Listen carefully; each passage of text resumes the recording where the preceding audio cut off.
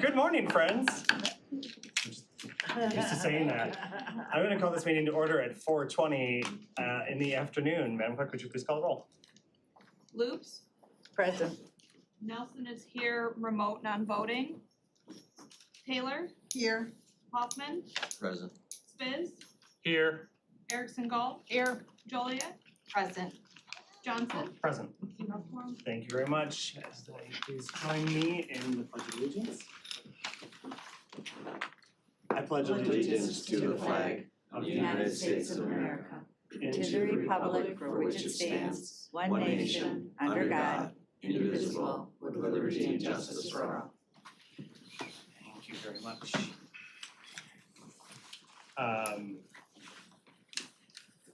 We don't have minutes from last time. And we just have one item on the agenda. All right.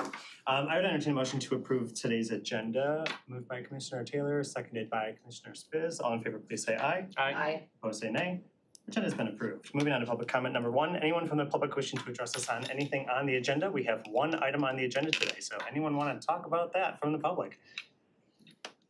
Front of the table is all yours. All right. Your name and your residence, and then hello. Joe Roselle. I live in Huntington Woods, but I'm the county's election director here in my capacity as second vice president of UAW Local 889. I'm pleased to announce that our union overwhelmingly ratified our collective bargaining tentative agreement on October 7th. I'll tell you, negotiations is a lot like running a presidential election. It's stressful, intense, high stakes, long hours, but also very rewarding when it's complete, seeing that all the hard work that was put into it has positive impact. I want to thank Deputy Executive Lynch, Deputy HR Director Heather Van Pooker, Chief Labor Officer Klempner, the rest of the county's bargaining team for their efforts in getting to the tentative agreement. I'd like to thank our county executive, Board Chair Woodward, and those of you who sit on this board for all of your support as we went through this process. Negotiations are never personal. You kind of reach the right deal when either side aren't completely happy with the outcome. And folks have asked why do we do this? You got a lot on your plate, why do you do this? I want to read you, after the agreement was ratified, I got an email from an employee. And she said, I just want to say thank you and everyone who worked hard to make this happen. I myself have been here a long time and have never experienced such great benefits and such a good pay raise. On a personal note, I'm a single mom that has had to start to go to food banks for help. The extra bonuses and raises will help me stand back up on my own 2 feet. For that, I can never thank you enough. So that's why I do this. That's why the rest of the people on the bargaining team do this, because we want to make Oakland County a great place to work. And we want to make a difference in folks' lives. And I feel like this agreement does that. So I thank you. I thank the bargaining team from the county executive's office. And that's the conclusion of my public comment. Thank you. Anyone else from the public wishing to address this committee? Seeing none, I'll close public comment. Moving us to our regular agenda, I would entertain a motion to, and is it not going to finance first? They have waived reading. Oh, they did, no. Well, I would entertain a motion to skippity-doo-dah all the way to the board and recommend item A with the title far too long for me to read right now, but it's the FY 25, 6, 7, and 8 collective bargaining agreement between UAW Local 889 and the county, in short. Moved by Commissioner Loops, seconded by Commissioner Erickson Galt. I have a question. Okay, It's not going to finance? they were given the option, but have chosen to Wait, who decided it wasn't going? probably. I did. I'm the chair. I have the right to waive whether it comes to finance or not. It was my opinion that all the work's been done and there was really no need to slow up the process at this point. Okay, So- but didn't we all speak at the finance meeting about having it go to finance? Why rush this process? Commissioner, you may recall that was specific to the rates discussion, the sheriff's rates, which was pulled off of this agenda and moved to the November agenda, but at finance committee, it was agreed by the committee members that the UAW contract specifically did not need to go to finance, that there would be a special meeting, which we're at right now. Which I knew about that, the Lago meeting. Yes, correct, but the rates obviously are not going tonight, it's just the UAW contract, and that is what was Okay, agreed upon by all the right, committee members. thank you, Yep. thank you. Thank you, Chair Markham. Yeah, my timing was good. It was very fortuitous. Just walked in. So I'm sorry, the motion was made, correct? By Lewis and second by Erickson Gall. Would you like to talk about it? Okay. Or not.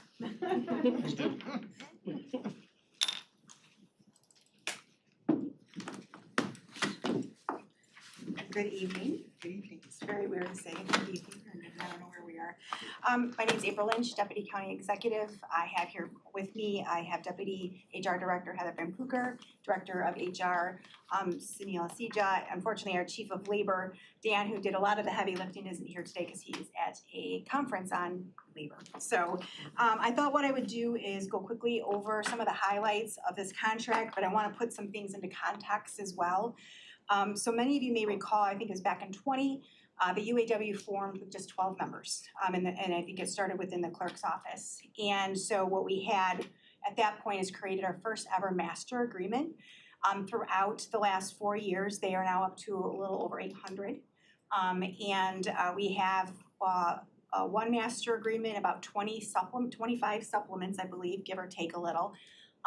And we also have a separate master agreement for the circuit court and anybody over in the courts. That includes circuit court in front of the court. So one of the things I want to say before I get into this one is that you are going to see some more things flying your way as it relates to the UAW over the course of the next 2 meetings. It reflects what we have done is we have removed most of the supplements. So instead of having like 25, I think we're gonna have 4 or 5 bigger ones. They're more of the nuanced groups, i.e. our health department facilities, things that may have a little bit more uniqueness to them. Those will be coming before you, I believe in November, but it doesn't change the core master agreement, which we're talking about here today. So it will just talk a little bit more like working conditions or things like that. So that will be coming.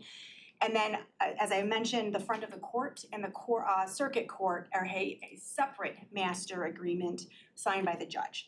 And so that will also be coming either in November or December, but we've already pre-bargained most of it. They're just working through all the nuances as it relates to the other management pieces within the contract. So that's kind of what has led us here today.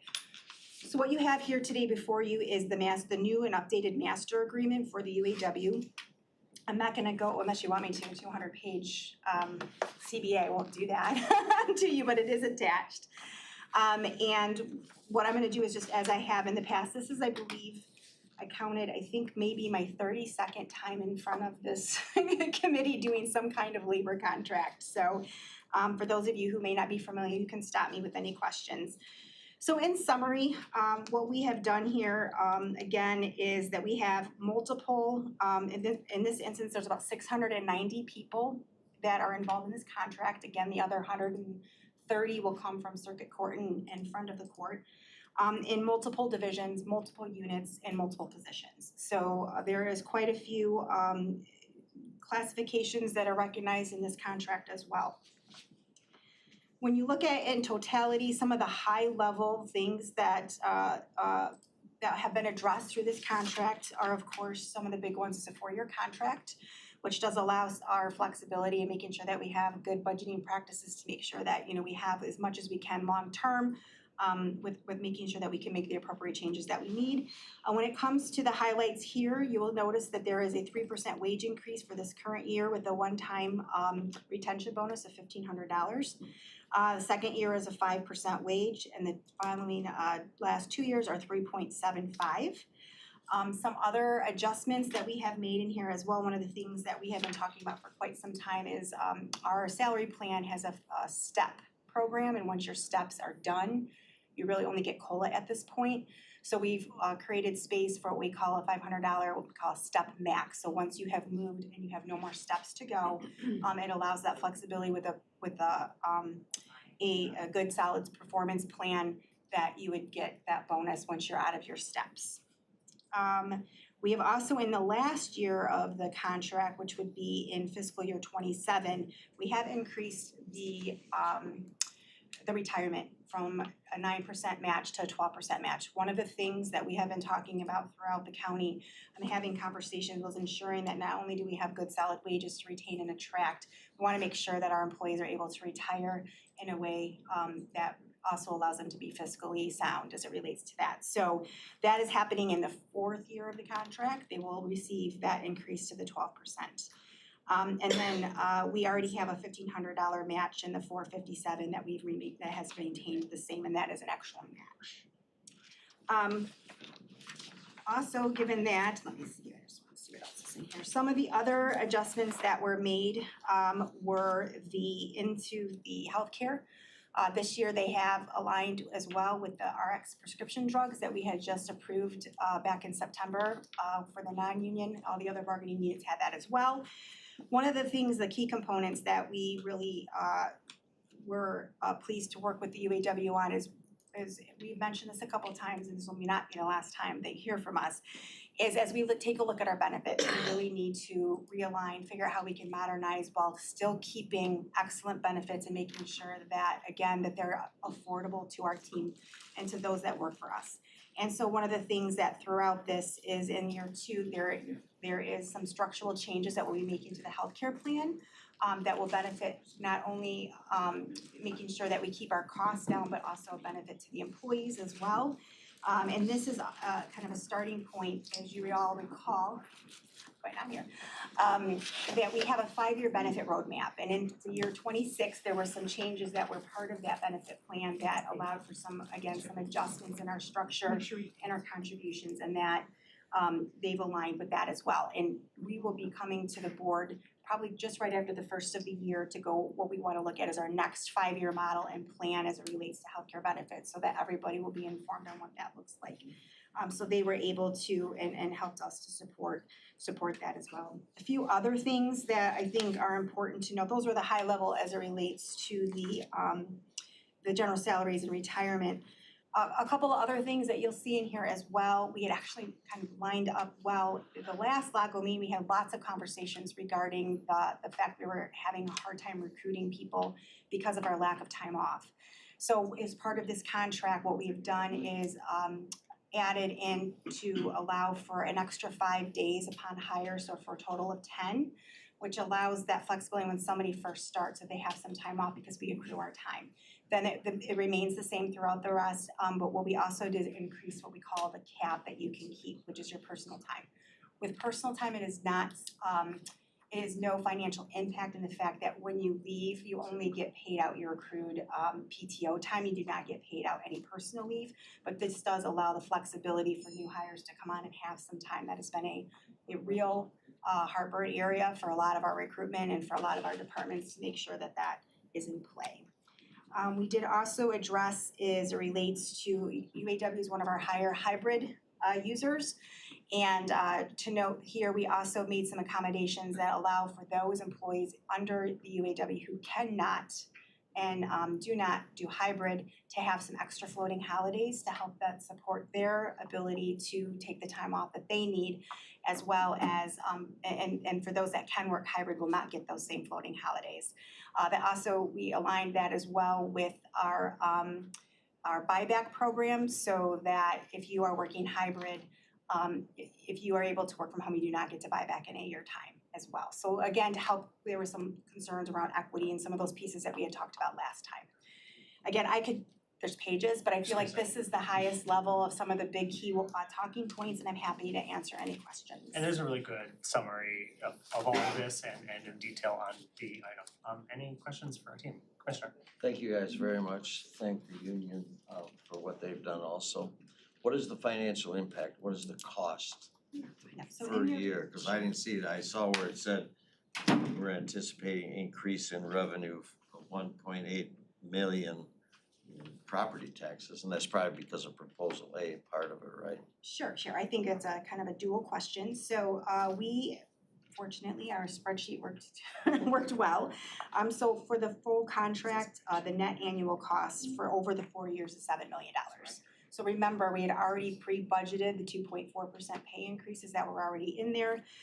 What I think you're talking about is that there was a lot of ways to spin this cat on how we were going to adjust our budget. And it just so happens that, we were able to, again, once we do our budget, it usually shifts and change. And so there was a more detailed finding from the state on what our inflation rate multiplier would be, and that increased. We had budgeted, I believe, 2.5, and it. So for the 4 years of the contract, it's an additional $7 million. Well, for the 4 years, yes. There is a sheet that should be in there that I think Cheryl had. Part of our packet. I didn't see that one. I saw it. Commissioner I did.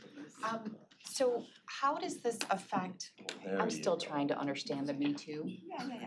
So how does this affect the other eligible bargaining units with the Me Too? So typically, it doesn't. Me Too is only for non-union. Okay. So it would affect the non-union, they No, can come. no, it's the opposite. So typically the union says a Me Too for non-union. To the non-union, so there is no, So there'll be no other group that'll come before us asking for a Me Too? they might, we have 5 contracts that are coming up next year, so yes, That's when my we go question. bargain, but all of this depends on what they're also asking for and what they're willing to help us with and help us. So this will come into effect possibly with those groups next year? It could, yep, depending on what they're asking for. Okay, It's all bargained, it's not a given. We do what's called interest-based bargaining, so other unions might have other things that are different that they need. Commissioner Spitz. To build off Commissioner Joliet's question, explain how the Me Too works. Sure, Some of us I mean, may understand it as I'm- something different. Yeah, 'Cause sure. The way you explained it is a little different than I understood it. yeah. So So I thought when there's a Me Too in place, that when we do a new contract with any bargaining unit, that anybody else with a Me Too, let's say they had a wage increase for 2% for 2025. They came in at 3%, so they automatically get the 3%. That's not how it works. So That's what please how it help us works is understand. Educate. a lot of contracts will have in there, for instance, most of the union contracts that you see right now for this year had what's called a Me Too for non-union general increases. So that means that if you're a union that has a Me Too, they don't have any Me Too's in theirs. So let's just say you're IBEW, you're more than likely they have a Me Too in this current year that says they are at 2% or a Me Too to non-union. And so if the non-union gets more than a 2%, they would get that. So this year, we had a 2.4%. So those unions that had a 2% got a 2.4 if they had a Me Too in their clause. Only for. Commissioner Hoffman. So how will this impact people that are not in a bargaining unit? Because they don't have me. They right now, if you are a non-union, you had a 2.4% raise. If you are in another union, you follow your contract. But if you're not in a union, You got the 2.4 on October 1st. so after this contract's settled, those people that are not in a bargaining unit will also get They these, will not. Stay at 2.4. how is their compensation figured then? If they're not in a bargaining unit, and some of them can't be because they're management. Sure. They received the COLA, the 2.4 covered all people who are not covered by a bargaining unit, what we would call non-represented. Okay, so I guess the point is, so if somebody's getting 3.75, they got a 2.4, that's what they get? Okay, thank you. Any other questions, comments? No? All right. Thank you very much, everyone. This was a big labor of love and sweat, and I really appreciate everyone's effort. Motion on the table is to recommend to the board.